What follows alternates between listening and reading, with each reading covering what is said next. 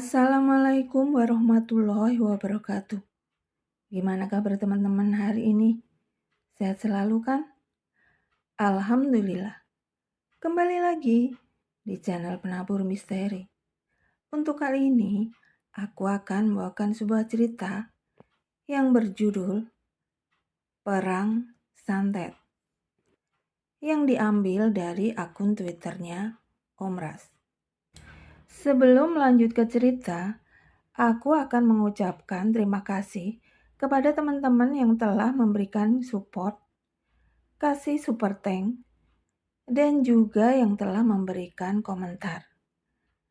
Semoga teman-teman semua diberikan kesehatan dan juga kelancaran rezekinya. Amin. Oke, gak pakai lama, kita langsung ke ceritanya. Cus.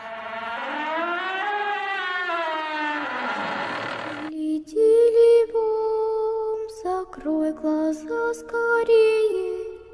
Кто-то ходит за окном и стучится в дверь. Nama tokoh dan lokasi kejadian sudah disamarkan. Mendung dan gerimis masih menghiasi pagi itu. Sang mentari pun sepertinya enggan menampakkan diri, walau sekedar untuk menghangatkan. Suasana basah dan dingin membuat warga desa menjadi malas untuk keluar rumah. Hanya beberapa dari mereka yang masih tetap berangkat untuk bekerja, termasuk seorang pemuda bernama Suharjo atau yang kerap dipanggil dengan Jo. Jo sendiri merupakan seorang cucu dari keluarga Buntong. Keluarga Buntong terdiri dari 12 orang. Ada seorang kakek bernama Buntong, istrinya bernama Lene, anak pertama bernama Sidang, anak kedua bernama Jarot, dan anak ketiga bernama Kutai. Semuanya sudah beristri dan punya anak. Sidang mempunyai seorang anak bernama Henry, usia 17 tahun, dan Clara 7 tahun. Sementara Jarot juga mempunyai anak bernama Suharjo atau Jo yang sebaya dengan Henry. Dan Kutai juga mempunyai anak bernama Liani berusia 3 tahun. Mereka tinggal di desa yang sama dan jarak antara rumah mereka pun tidak terlalu berjauhan. Mereka dikenal sebagai orang yang ramah dan sangat senang bersosial. Jika terjadi sesuatu di desa, keluarga Buntong selalu ikut untuk membantu. Namun ada sisi gelap dari keluarga itu. Selain dikenal baik, mereka juga ditakuti oleh warga karena ilmu santetnya. Sebab siapapun yang pernah terlibat masalah dengan keluarga itu pasti akan mati dengan mengenaskan. Jo!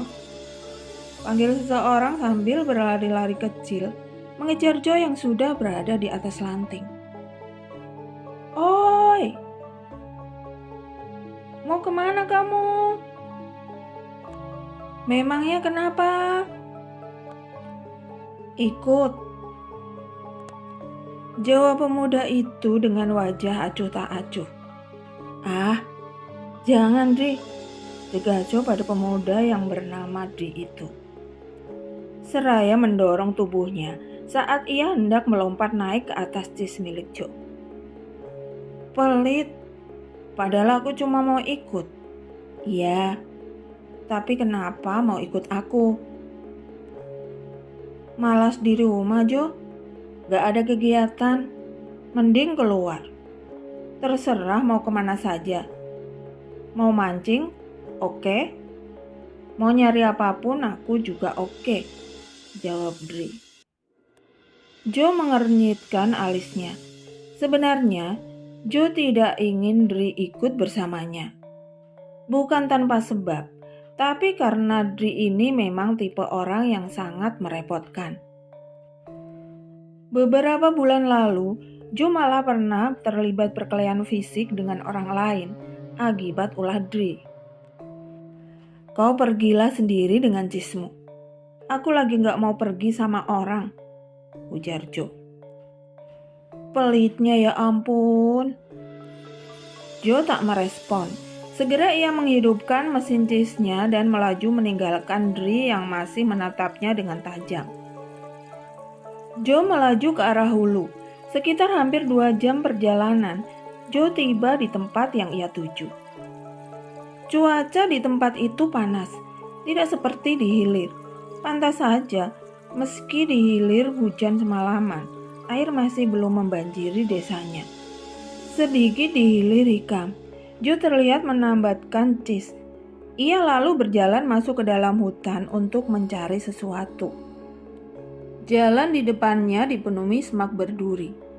Parang yang ditangkengnya di pinggang pun Jo gunakan untuk menebas rerumputan dan duri yang menghalangi. Ia terus melangkah jauh memasuki hutan, hingga ia tiba di tempat yang dipenuhi dengan uwai-uwai jiwa atau rotan yang bisa dimakan.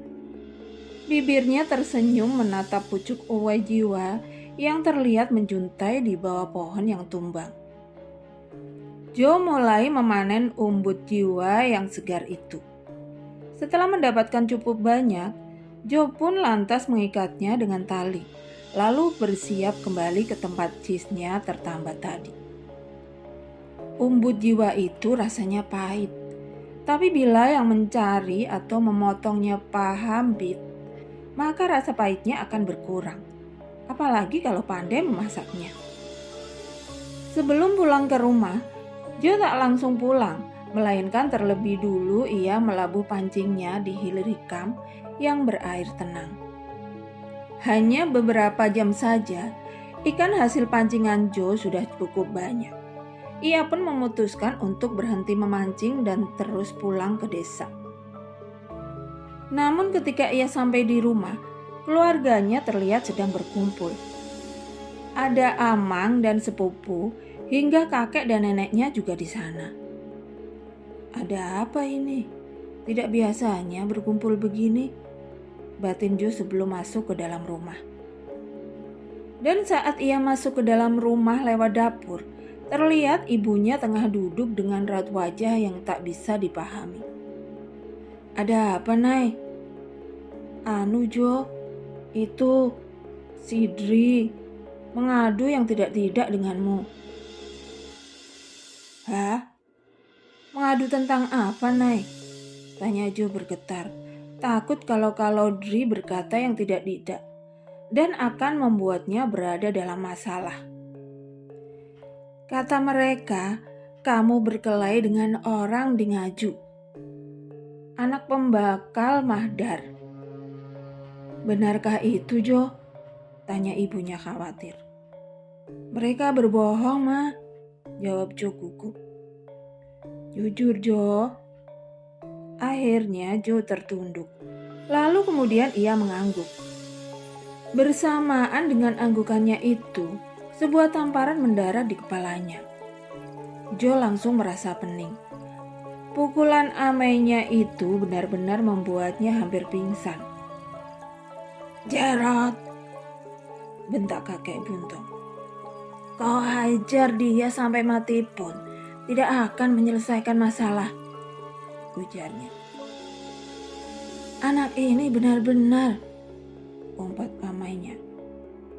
Kau tahu siapa si Mahdar itu, Jo? Tanya kakek Buntung.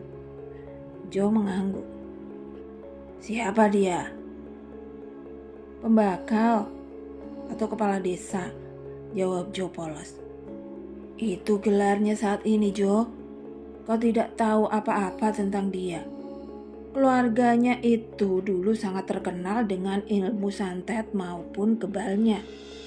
Orang dari mana-mana selalu datang dan mencari mereka untuk berguru, maupun hanya sekedar meminta kemenangan. Aku malah senang bila mereka datang kemari dan menagih jipen padaku, ketimbang harus berurusan secara gaib dengan mereka, lanjut kakek Buntung, seraya mengalihkan pandangannya ke arah tanduk rusa yang tergantung di atas pintu dapur. Jo mengernyitkan alisnya. Maksud kakek, mereka akan menyantetku? Tanya Jo. Kakek Buntung tak menjawab. Namun dari tatapan matanya saja, Jo sudah bisa mengetahui jawabannya. Aku tidak salah, Kek. Itu semua gara-gara Dri. Tapi aku siap untuk meminta maaf ke sana. Kau kira hanya dengan meminta maaf, lalu semua masalahnya selesai? Tanya kakek Buntung, membuat Jo terdiam 1000 bahasa. Lalu apa yang harus aku lakukan? Kita bersiap saja dengan semua kemungkinan terburuknya. Ucapan kakek Buntung lagi-lagi membuat hati Jo tak karuan. Sungguh tidak adil kalau sampai keluarganya mendapat masalah dikarenakan masalah yang dibuat oleh Jo. 2 hari berlalu, namun Jo masih memikirkan yang dikatakan oleh kakeknya. Tapi bukannya sudah berbulan-bulan setelah kejadian itu, dan aku masih tidak kenapa-napa. Jadi kemungkinan mereka memang tidak mempersalahkan kejadian itu, batin Jo. Tetapi beberapa hari kemudian, tepatnya di malam Jumat, Jo mulai mengalami mimpi aneh. Ia bermimpi melihat semua keluarganya dikubur hidup-hidup oleh seseorang yang sama sekali tidak jelas wajah dan rupanya. Ketika Jo terbangun, tubuhnya sudah dibanjiri oleh keringat dingin. Dan bersamaan dengan itu, tiba-tiba terdengar suara gemuruh angin di atas atap kamarnya, hingga menyebabkan atapnya berderak. Jo! Teriak ibunya menyadarkan Jo. Ia langsung berlari keluar kamar dan menuju ke arah suara teriakan sang ibu. Ada apa, Nay? Ada apa ini, Nay? Tanya Jo gemetar. Cepat panggil kakekmu, Jo. Cepat.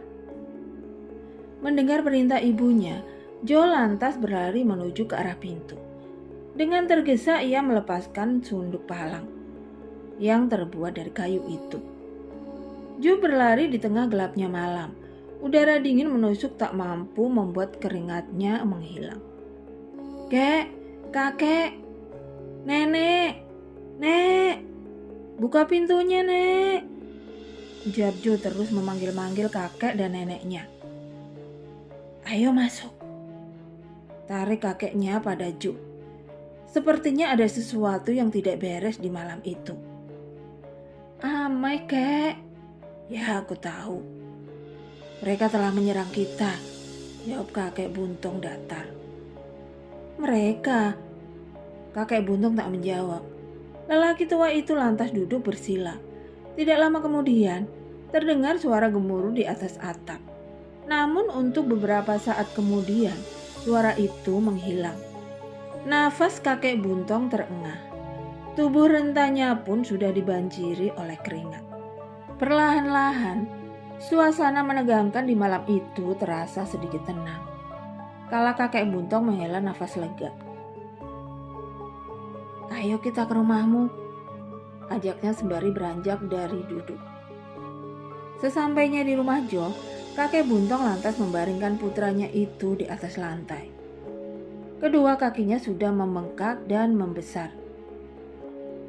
Jo menutup mulutnya dengan tangan, seolah tak percaya dengan apa yang ia lihat. Tangkap ayam, Jo. Tanpa bertanya, Jo langsung menuruti perintah kakeknya. Ia menangkap salah satu ayamnya di dalam kandang. Oleh kakek Buntung, ayam itu dibacakan sesuatu. Dan perlahan-lahan tubuhnya mungil ayam tersebut mendadak membesar. Dan bengkak pada kaki ayahnya Jo tiba-tiba mengempis. Masih sakit? Tanya kakek Buntung pada anaknya. Masih, Mai. Tapi tidak sesakit tadi. Baguslah, karena pungkalannya sudah kukeluarkan. Jadi yang di kakimu itu hanya sisa-sisanya saja. Dalam beberapa hari akan sembuh. Ayahnya Jo terlihat lega mendengar jawaban itu. Ini ulah mereka, tanyanya kemudian. Ya, tapi kenapa aku yang kena? karena kiriman itu tidak bisa menembus pelindung milik Joe. Pelindung, kek? Ya, sedari kau di dalam kandungan, kau sudah dilindungi oleh sosok itu. Namanya sifat mentir. Sosok itu sudah dari dulu menjaga kita secara turun-temurun. Namun hanya satu yang akan dia ikuti. Dan orang itulah yang kemudian akan mewarisi ilmu keluarga kita, ujar kakek Buntong menjelaskan. Penjelasan itu membuat Joe terhenyak. Tapi kenapa keluarganya tak ada yang memberitahu pada dirinya sebelum ini? Segudang pertanyaan muncul di benaknya. Namun ia tak ingin bertanya apa-apa dulu tentang sosok bernama sifat mantir itu. Joe akan menunggu keadaan dan waktu yang benar-benar pas untuk bertanya. Keesokan harinya, keluarganya kembali berkumpul di rumah Joe. Oleh kakek Buntong, Joe dibujuk untuk mempelajari ilmu-ilmu itu. Aku sudah tua, Joe, dan mungkin sebentar lagi aku akan mati. Jadi, tugas untuk menjaga keluarga kita akan berpindah padamu. Kaulah yang akan memiliki ilmu itu. Tidak, kek. Aku tidak bisa apa-apa. Aku sangat bodoh dan tidak akan bisa menjadi seperti yang kakek harapkan. Lagi pula, cucu kakek bukan hanya aku seorang, kan? Masih ada Henry. Henry membelalakkan matanya menatap Joe, seolah tak terima namanya disebut. Kau sudah dipilihnya, Joe. Kaulah yang akan mewarisi ilmu itu. Joe terdiam. Ia tak bisa lagi membantah kata-kata kakeknya barusan. Siap atau tidak, kau harus siap, lanjut kakek Buntong. Malam ini pergilah ke hulu. Kau harus balampa di Juking. Juking itu mirip seperti pulau kecil yang memisahkan atau menjadi penghelat antara dua sungai. Kalau hanya seperti itu, aku tidak masalah, kek. Tapi apa harus malam ini juga? Aku pun sebenarnya tidak ingin kau terikat dengan ilmu itu di usia mudamu. Tapi apa boleh buat? Hanya kau yang bisa menyelamatkan keluarga kita. Karena aku tahu keluarga Mahdar tidak akan melepaskan kita kalau kita semua belum mati. Dan dengan usia tuaku ini, tentu akan sangat sulit melawan mereka. Lagi-lagi Joe dibuat terhenyak. Apakah seberat itu? Apakah ilmu santet pembakal Mahdar sangat hebat sampai-sampai kakek tidak mampu melawannya? Kau akan tahu bila kau sudah menguasai ilmu itu, Joe.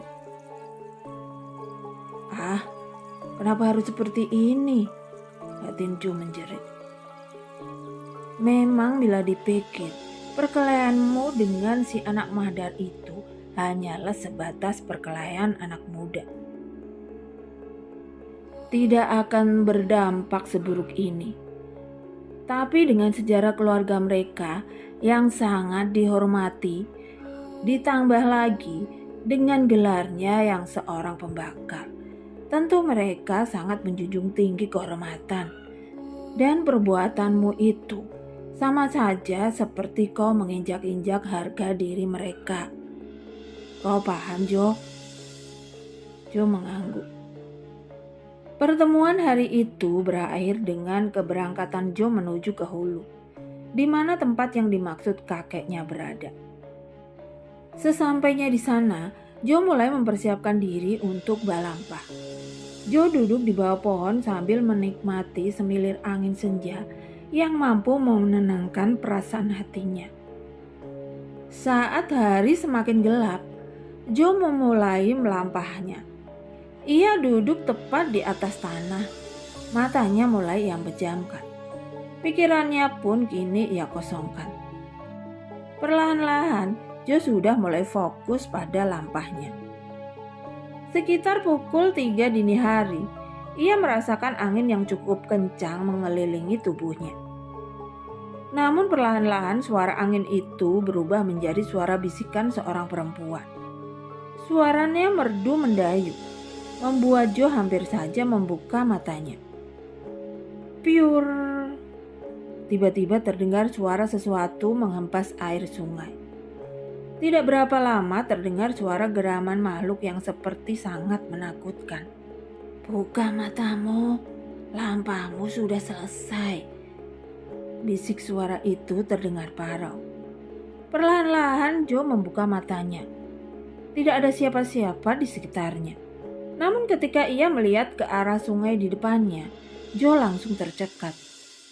Seekor buaya putih berkalung handuk dan memiliki batu indah di atas kepalanya, terlihat sedang menatap ke arah Jo. Untuk sesaat, rasa takutnya mereda dan berganti dengan rasa kagum. Tatkala buaya itu mulai naik ke darat dan seperti sujud pada Jo. Lagi-lagi Jo mendengar suara bisikan yang menyuruhnya untuk mengusap buaya tersebut. Jo hanya menurut dan mulai mengulurkan tangannya, bersiap untuk mengelus moncong buaya itu. Saat tangan Jo sudah berada di atas moncong buaya tersebut, tiba-tiba ada perasaan aneh yang tidak dijelaskan. Perlahan-lahan Jo seakan kehilangan kesadarannya. Jo terjatuh. Tubuhnya ambruk tepat di depan sang buaya. Dalam ketidaksadarannya, Jo bermimpi didatangi oleh seorang perempuan cantik berkulit sangat putih, sampai-sampai rambut dan alisnya pun juga berwarna putih. Perempuan itu menunduk seperti memberi hormat pada Jo. Lalu kemudian anehnya, perempuan itu meminta sebuah nama untuk dirinya pada Jo. Karena bingung, akhirnya Jo pun memberikan nama sesuai dengan apa yang melintas di pikirannya, yaitu Nara. Kalau aku suka, kamu bisa menggunakan nama Nara untukmu, ujar Jo. Bila kau membutuhkanku, ketuklah air sambil sebut namaku, maka aku akan datang, ujarnya sebelum kemudian Jo tersadar dari pingsannya. Saat mencoba bangun, Jo dikagetkan dengan sesosok makhluk yang wujudnya sangat aneh. Sosok itu berwarna putih di bagian kepala dan berwarna hitam di bagian tubuhnya. Kepalanya menyerupai serigala, namun berjalan dengan dua kaki mirip seperti manusia.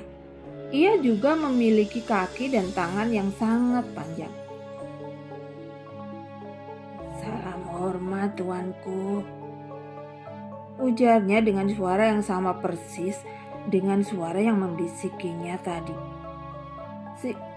Siapa kau? Akulah yang menjagamu dan memilihmu untuk menjadi tuanku, jawabnya. Meski sosok itu tidak menyebutkan namanya, namun Jo yakin kalau makhluk itu adalah sifat mantir, sosok yang menjaga keluarganya secara turun-temurun. Apa aku bisa pulang sekarang? Tanya Jo pada sosok itu yang langsung mengangguk. Aku benar-benar merinding melihat wujudnya, batin Jo setelah berada di dalam betisnya.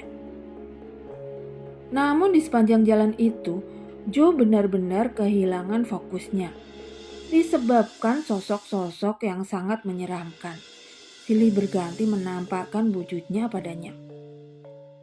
Pagi itu, Jo sampai di rumahnya. Terlihat ayahnya masih berada di atas tempat tidur. Melihat kedatangan Jo, kakek Buntong lantas menanyakan apakah lampah Jo berhasil. Ada buaya putih berkalung handuk, kek. Di atas kepalanya ada semacam batu. Buaya itu mendekat dan saat kusentuh mulutnya, aku tiba-tiba saja pingsan, cerita Jo. Anehnya, saat aku pingsan, atau keapalah itu namanya, ada seorang perempuan cantik yang menemuiku. Dia juga meminta untuk memberikan nama. Lalu, nama seperti apa yang kuberikan padanya? Tanya kakek Buntong antusias. Nara, Mendengar jawaban singkat dari Jo, kakek Buntong terkekeh. Hahaha, kau memang berbeda, Jo. Makhluk yang kau jumpai pun unik. Kalau punya kakek dulu, namanya Siam Plukut. Wujudnya seperti ikan. Jadi, seharusnya aku tidak bertemu buaya itu. Jo, setiap generasi akan memiliki peliharaan berbeda-beda. Ada yang seperti burung, ular, dan lain-lain. Tapi kau unik. Kau mendapatkan buaya putih yang sangat tidak biasa. Jadi maksud kakek aku beruntung? Entahlah, tapi semoga saja. Lalu sekarang aku harus bagaimana, kek? Kau harus mempelajari ilmu itu, Jo.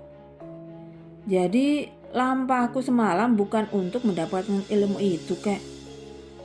Masih ada 2 tahap lagi agar kau bisa menguasai ilmu itu, Jo. Tapi bagaimana kalau saat aku mempelajari tahap demi tahap itu, mereka menyerang kita lagi, kek? Selama itu, aku dan amang-amangmu akan berusaha menahan serangan itu. Tapi bagaimana kalau aku gagal? Kau pasti bisa. Langit di malam itu tampak gelap, tanpa ada satupun bintang yang menghiasinya. Jo melangkahkan kakinya memasuki rimbun pepohonan hutan. Suara serangga dan hewan-hewan malam terdengar seperti mengiringi langkahnya. Sesekali Jo menghentikan langkahnya dan menoleh ke sekitar tempatnya berdiri. Gelap dan dingin. Masih jauhkah? Tanya Jo pada sosok yang masih setia mendampinginya itu. Sampai suara-suara itu tidak terdengar lagi. Hanya ada kau dan hembusan angin yang akan ada di tempat itu. Kau serius? Adakah tempat seperti itu di tengah hutan belantara begini? Hening. Jo terus melangkahkan kakinya yang sudah terasa sangat berat. Entah sampai kapan ia harus mencari tempat seperti yang dikatakan oleh sosok pendampingnya itu. Amai! Jerit Kutai saat melihat kakek Buntong batu dan menyemburkan banyak darah dari mulutnya. Darah tak berhenti keluar dari mulut, hidung dan telinga bahkan dari matanya. Melihat hal itu, Kutai benar-benar tak bisa mengendalikan dirinya untuk tetap berada dalam ritual malam itu. Sementara sidang masih bertahan, meski keringat bercampur darah yang keluar dari pori-porinya semakin banyak. Dang, Amai Dang, teriaknya panik. Sidang tak bergeming. Kutai segera memeluk tubuh kakek Buntong yang sudah tergeletak bersimbah darah. Tubuh tua itu mulai dingin. Mai, bertahan Mai. Isak Kutai masih memeluk ayahnya dan kemudian ia berusaha membawa ayahnya keluar dari ruangan itu. Namun baru saja ia melangkahkan kaki ke arah pintu, Kutai tiba-tiba ambruk. Kakinya mendadak tak bisa digerakkan. Tidak lama kemudian, Kutai mulai merasakan sakit dan panas di bagian matanya. Dan tanpa ia mengerti, tiba-tiba bola matanya pecah. Ah! Jeritnya menggema di keheningan malam itu. Seiring dengan teriakannya, angin mulai bertiup kencang. Atap rumah berderap-derap dibuatnya. Dahan ranting yang beradu mengeluarkan suara riuh. Cahaya mirip kilat, namun berwarna merah menyala menyambar-nyambar tepat di atas rumah itu. Tidak berapa lama kemudian, suasana mengerikan malam itu mulai mereda. Sidang yang sudah lemas membaringkan tubuhnya di atas lantai. Gemuruh nafasnya menandakan bahwa ia benar-benar kelelahan. Sementara Kutai sudah tak sadarkan diri. Ruangan tersebut terlihat sangat mengerikan dengan sisa darah di mana-mana. Si Pet, panggil Jo pada sosok yang selalu mendampinginya itu. Namun hening. Tak ada jawaban. Bahkan suara binatang malam pun tak terdengar sama sekali. Seakan tersadar dari mimpi, mata Joe langsung melotot ketika ia menyadari bahwa tempat itulah yang ia cari. Hanya hembusan angin dan deru nafasnya yang terdengar di sana. Tanpa banyak pikir lagi, Joe lantas mengeluarkan semua perlengkapan yang ia gunakan untuk ritual. Namun baru saja ia memulai ritualnya, bayangan akan apa yang terjadi pada keluarganya di kampung tiba-tiba saja mulai muncul di penglihatannya. Akan tetapi penglihatan itu langsung hilang saat Joe kehilangan fokusnya. Setelah mencoba berkali-kali, akhirnya Joe mulai paham dengan apa yang harus ia kuasai pada tahap itu. Karena pada tahap pertama, yaitu saat ia balampah, Joe mendapatkan penglihatan yang bisa melihat sosok-sosok gaib. Bahkan ia juga mendapatkan peliharaan yang berwujud buaya putih. Dan pada tahap kedua, Joe harus bisa keluar dari raga kasarnya untuk pergi ke tempat-tempat yang ia inginkan dan mampu melihat semua kejadian dengan sangat jelas dan nyata. Lalu yang ketiga, entahlah, Joe belum sampai ke tahap ketiga. Pada tahap kedua itu, Joe hampir saja menyerah sebab ia belum juga berhasil untuk keluar dari raga kasarnya atau meraga sukma. Tapi saat ia teringat akan setiap ucapan kakeknya, akhirnya Joe mau berusaha lagi. Dan setelah sangat lama ia mencoba, Joe berhasil. Namun apa yang ia lihat di ruangan itu membuat emosinya terbakar. Paman dan kakeknya tergeletak bersimbah darah. Saat Joe kembali ke raga kasarnya, ia lantas pergi dari tempat itu dan berniat untuk pulang. Namun oleh si Petmantir, Joe tak diperbolehkan pulang. Kau harus menyelesaikannya agar kau bisa membalas apa yang mereka perbuat pada keluargamu. Tapi kakekku, paman-pamanku, bagaimana? Lanjutkan yang telah dimulai. Oleh si Petmantir, Joe diajarkan sebuah bacaan atau mantra. Dan mantra itu bisa digunakan untuk menyerang musuh secara halus. Malam kedua Joe di hutan. Cobalah sekarang kau lakukan seperti apa yang telah kuajarkan. Kau tahu siapa targetmu kan? Ujar si Petmantir. Dengan mata yang berapi-api, Joe mengangguk. Targetnya saat itu adalah anak pembakal Mahdar. Aku akan membimbingmu. Lakukanlah sekarang, ujar si Petmantir lagi. Joe menarik nafas panjang. Jangan ragu-ragu. Ayo lakukan. Setelah merapalkan bacaan yang diberikan oleh si Petmantir, Joe langsung dapat melihat dan merasakan anak pembakal Mahdar tepat berada di depannya. Namun ia juga melihat ada pagar berduri tepat mengelilingi tubuh pemuda itu. Aku tidak bisa menyentuhnya. Kau bisa. Kau lebih kuat dari itu. Bagaimana caranya? Setelah melayangkan pertanyaan itu, tiba-tiba Joe seperti merasakan kekuatan yang luar biasa di kedua tangannya. Hancurkan pagar itu, ujar si Petmantir. Aku bisa, ucap Joe diiringi tawa terbahak oleh si Petmantir. Setelah pagar itu berhasil dihancurkan oleh Joe, matanya seketika berbinar. Mulutnya terus berkomat kamit sambil menusuk-nusuk benda mirip manusia yang berada di tangannya. Gelak tawa menggema terdengar bersautan antara Joe dan si Petmantir ketika darah sudah membanjiri tubuh anak pembangkal Mahdar yang sudah tergeletak tak bernyawa.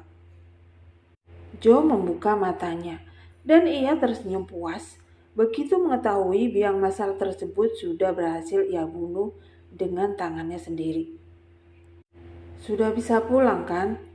Tanya Jo pada sifat mantir yang menjawab hanya dengan anggukan. Jo melangkahkan kaki keluar dari hutan belantara, tempat di mana ia berhasil menguasai ilmu santet itu.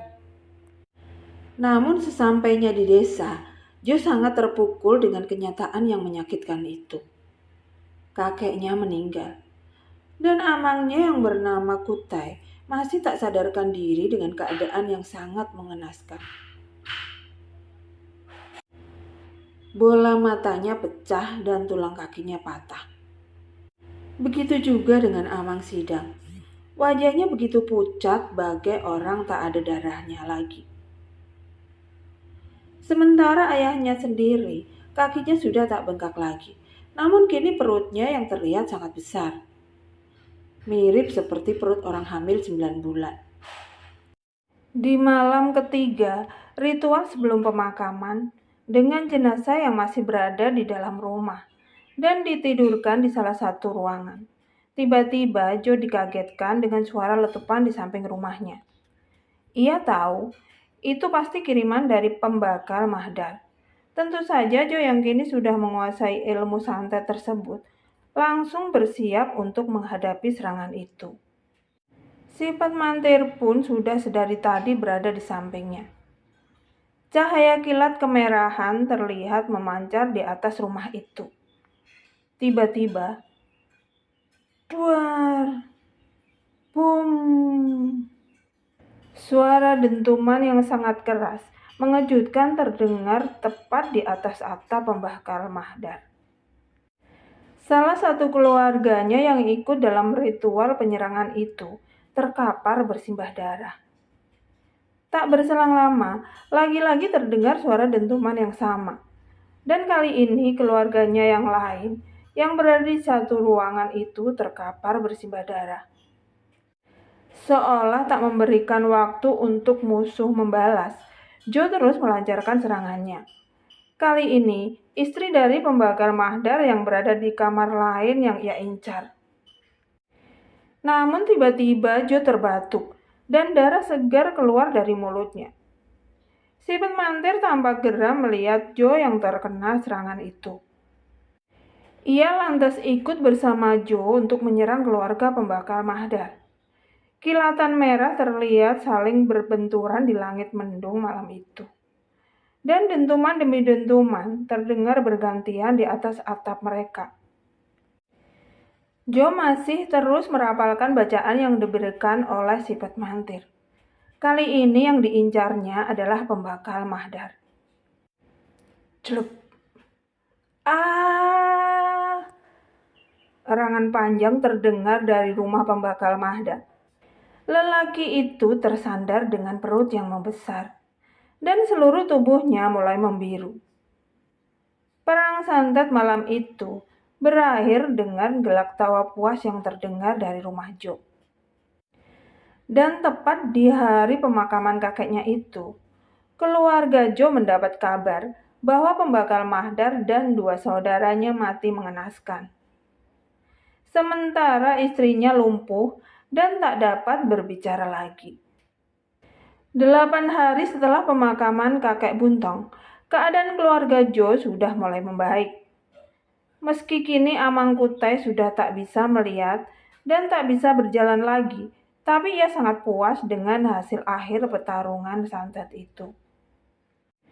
Begitu juga dengan Sidang dan juga ayahnya, yang merasa sangat bangga dengan kehebatan Jo sekarang. Tapi kenapa tak kau habisi saja semua keluarganya, Jo? Kalau kau sisakan seperti itu, nantinya malah akan memunculkan dendam dari keluarganya yang lain. Tanya amainya. Tenang saja, Mai. Tidak usah terburu-buru. Aku sudah merencanakan untuk membunuh mereka satu persatu di setiap bulannya. Ujar Jo dengan senyumnya yang tampak sinis. Baguslah, Jo. Nyawa memang harus dibayar nyawa. Ujar Amang Kutai disaut dengan anggukan kedua saudaranya. Oke, sekian dulu ceritanya. Semoga dapat diambil pembelajaran dari kisah cerita ini. Nantikan cerita-cerita lainnya yang tentunya lebih seru dan horor. Dan jangan lupa yang belum subscribe dulu. Dan tekan tombol loncengnya agar tidak ketinggalan cerita-cerita lainnya dari channel ini. Matur nuwun. Wassalamualaikum warahmatullahi wabarakatuh.